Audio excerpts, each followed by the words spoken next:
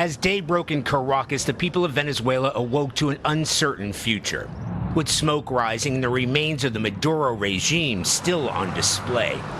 The quiet streets reflected uncertainty about who was in charge after President Trump said the U.S. would run Venezuela until elections are held. His Secretary of State, Marco Rubio, told Face the Nation's Margaret Brennan that military assets in the region remain poised for more action and that the oil quarantine will continue.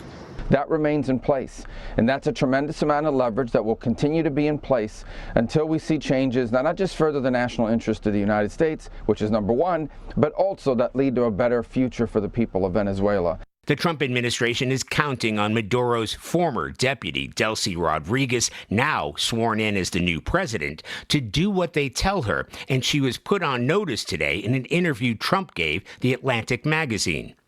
If she doesn't do what's right, Trump said, she's going to pay a very big price, probably bigger than Maduro. El deber sagrado de resguardar. Rodríguez has so far condemned the U.S. raid and insisted that Maduro, seen in custody in New York, is the legitimate leader of Venezuela.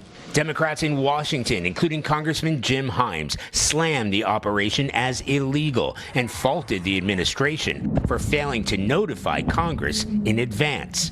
No Democrat that I'm aware of has had any outreach whatsoever. So apparently we're now in a world where the legal obligation to keep the Congress informed only applies to your party, which is really something. We're learning more about the operation spearheaded by Delta Force commandos. The New York Times reporting today as many as 80 Venezuelans were killed, including most of Maduro's personal security team. There was a lot of opposition. There was a lot of gunfight. Several U.S. troops suffered injuries in the firefights, none life-threatening. Charlie D'Agata, CBS News, West Palm Beach.